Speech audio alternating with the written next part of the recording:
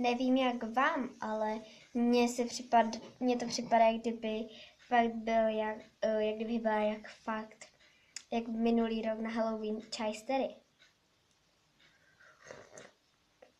Protože byla taky namalovaná jako kočka, měla čaj, že jo. Takže už se vrhneme rovnou na video, nebudu to nějak zvlášť moc okecávat a musíme jít na to. Ještě jsem chtěla říct, že nemám zase nějaké velké historky, ale prostě moc mě takové příběhy zajímají. Mám ráda strašně takové dokumenty třeba o lochnesských příšerách, o duchách a tak. Prostě to je moje libovka. Ježišmarja. To strašně barví. No. To asi nebudu všímat, to zase určitě kamarádka. Ne. Zase někdo dal nové video. Vždycky, když natočím, tak někdo dá nové video. A prostě jsou to úplně maličkosti a jsem zase v kuchyni. A myslím, že už to nemusím moc okecávat a můžeme jít na to. Jinak to je úplně jako cute hrnek, že jo? Cute. Tak. Asi začnu tím, že na to opravdu věřím. Jak jsem říkala, mám ráda takové ty záhady a tak, ale potom se strašně hodně bojím.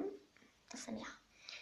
A vždycky, když jsem doma sama nebo tak pořád cítím něčí přítomnost, že tady v tomhle bytě nejsem sama, že tady je ještě někdo, ale jsem si 100% jistá, že jsem tady sama a prostě furt tady cítím tu přítomnost. Fuj, to bylo venku dobrý, to někdo praskl s dveřma, já jsem se pak úplně tak mlekla. No, takže první historka, to byla asi ta nejděsivější, že mý rodiče šli pryč a brácha byl, myslím, že v Karolině nebo někde, prostě byl pryč. A já tady byla doma sama. Byla jsem na počítači a tak divně jsem ležela, prostě chápete, ne? Ležíte na židli a dáte si nohy prostě na stůl a jste u počítače, že jo? No tak jsem takhle poslouchala písničky, měla jsem jenom jedno sluchátko a slyším naše dveře, jak prostě prostě vržou, jak se to tak pomaličku otvírá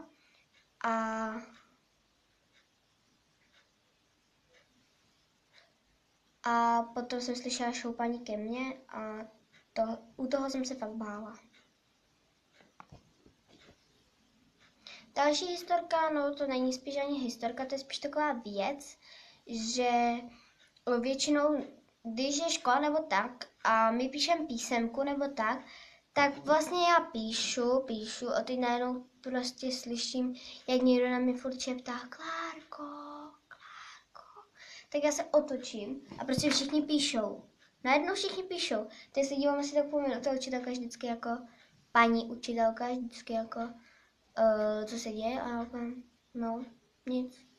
Prostě furt slyším ten hlas, prostě, ale možná, jestli to nejsou spolužáci, rychle se kouknu, ale to bych viděl, že oni udělají vždycky rychleji tam, že. A tak, no. Další historka, já to dám předem jako naplánované, takže já nevím, bude jich málo, protože to bude ještě do dalšího dílu. A je to hnusný, že jsem takhle otočena k prostoru, proto se pořád dívám dozadu. Se strašně bojím. Další, tak to bude asi sen. Můj asi nejvíc hororový sen, z kterého mám trauma asi na celý život. A to je, že jsem byla tady doma a najednou vypadly pojistky. Dívejte se, jak mám z toho hrnku černý prst. No, prostě to je z té pusy, kdybyste se ptali, jo.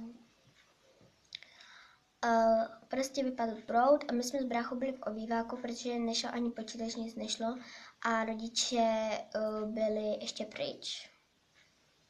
Teďka jsem najel pro mamku třeba do práce, nebo prostě byli pryč, jo. A potom najednou brácha tam seděl na koberci pod televizí a já jsem seděla na gauči a říkala jsem prostě nech toho a on prostě, že, no, že toho nenechá, tak byl na tom koberci, že jo. A potom zpoza rohu, jak tady je, já vám to ukážu takhle, jako kdybych se dívala do těch dveří, jo, takže já jsem vlastně tady seděla a tady byl brácha, jestli to chápete, pod televizí tady. A tady zrovna byly dveře a prostě mě to zpoza těch dveří takhle vyběhlo a skočilo to na mě a už jsem se v tu ránu probudila. A probudila jsem se asi o 3:30 ráno. Asi nějak tak. Bože, ten čaj je dobrý.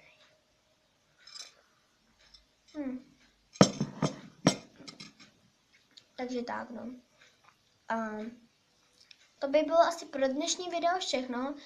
Když tak si čekejte ještě na druhý a možná i třetí díl, já fakt nevím, záleží, se budou mi furt nějaké historky, ale moc těch historek teda nemám. Takže se uvidíme u dalšího videa a ahoj!